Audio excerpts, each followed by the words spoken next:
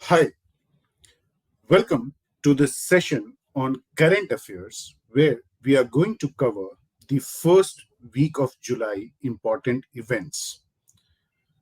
To begin with, Judiciary has expressed its displeasure over personal remarks against the judges.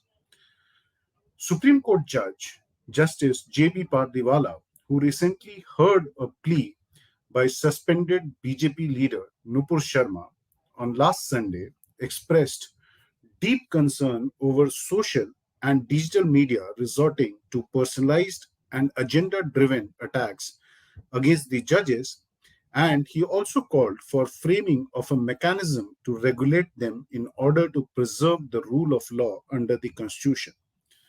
The vacation bench, comprising Justice Pardiwala, had made strong observations against Nupur Sharma for her controversial comments against Prophet Muhammad. It had said that her loose tongue has set the entire country on fire and she must apologize. The court also refused to club the FIRs lodged against Nupur Sharma across the country. The remarks made by the court sparked a debate, including on digital and social media platforms, leading to some uncharitable comments against the judges as well. In the wake of global slowdown, the government is now focusing on increasing the services exports, which it expects will grow by 20% to $300 billion this fiscal year. The targets for good exports is likely to be around 10 to 12% after witnessing a 40% jump in the last financial year. The signs of moderations in exports were already visible in May when it grew a little over 15%. The increase in the interest rates in United States and other parts of the world due to high inflation is expected to keep the exports sluggish. Also, the ongoing Russia-Ukraine war is taking its own toll on the economy.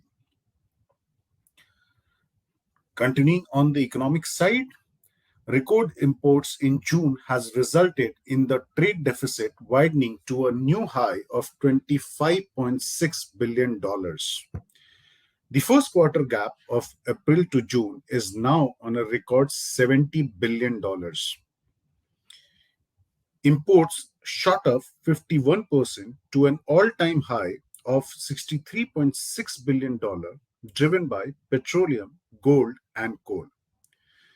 While the exports grew faster than May, rising 16.6% to $38.9 billion, slowdown in developed markets have contracted some crucial sectors such as engineering, pharma, yarns and fabrics, and plastics. Electronics and garments grew nearly 50%, but the non-oil exports just rose 5.5% in the month of June. During the first quarters, exports have expanded around 22% to $117 billion, whereas exports grew 47% to $187 billion. India's services sector grew at its fastest pace in the month of June in the last 11 years, rising from 58.9 in May to 59.2 in June. The S&P Global India Services PMI Business Index was at its high of 11 years since April 2011. In a surprising incident, Japan's former Prime Minister Shinzo Abe was assassinated on 8th of July. Abe was Japan's most longest-serving Prime Minister. He was shot twice while giving a speech on a street in the city of Nara on the Friday morning. Abe suffered 2 bullet wounds to his neck and also suffered damage to his heart.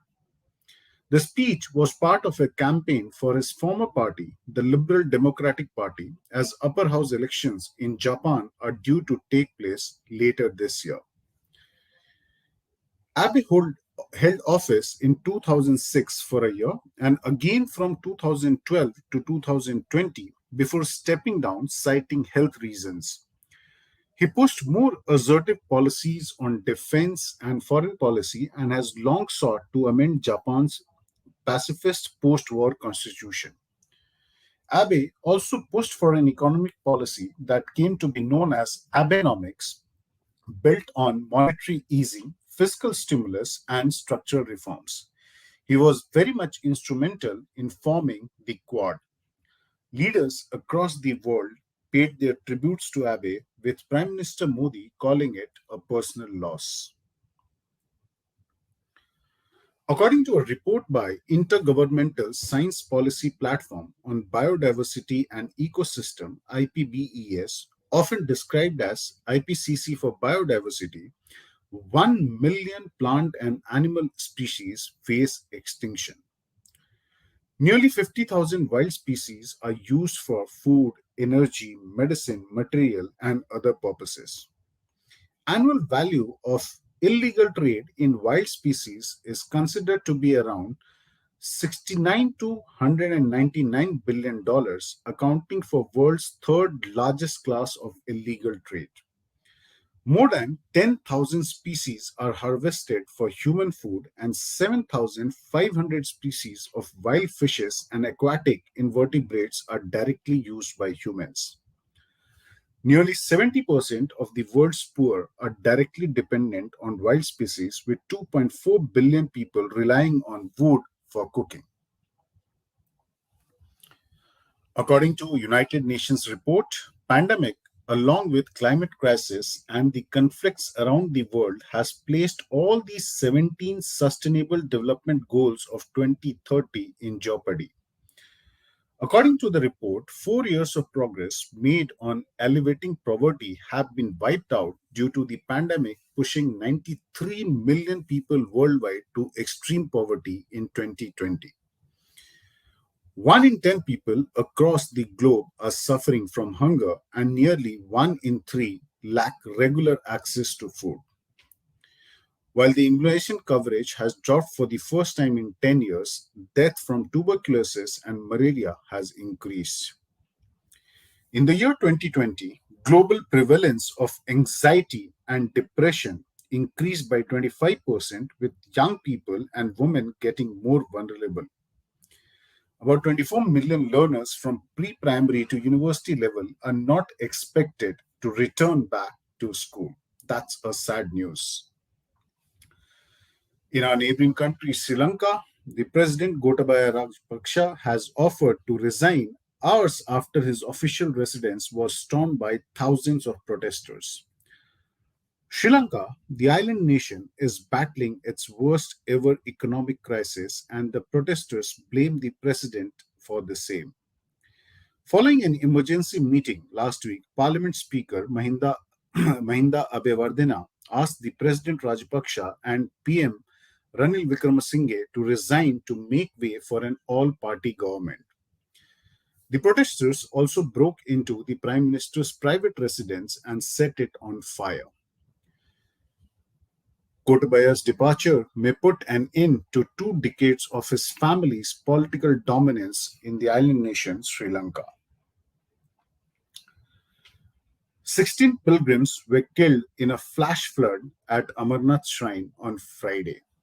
The flash floods were set off by sudden rain at the Himalayan cave shrine of Amarnath, and an estimated 15,000 people were in the mountains when the rain struck. Finally, Elon Musk, the founder of Tesla and world's richest man, announced walking away from the $44 billion deal to buy the social media giant Twitter. In a regulatory filing by his lawyers, Musk blamed unresolved differences with Twitter's leadership over fake accounts on the platform, which the company claims to be less than 5%. The social media company's board has responded by threatening to take legal action to enforce the terms of the deal. It all started in April when Musk disclosed holding 9% stake in the company and later selling Tesla shares worth $8 billion to finance the takeover of Twitter. That way, the important news from the last week. Don't forget to subscribe to the channel and press the bell icon to receive regular updates and notification. And also do subscribe to our other social media platforms for interesting content.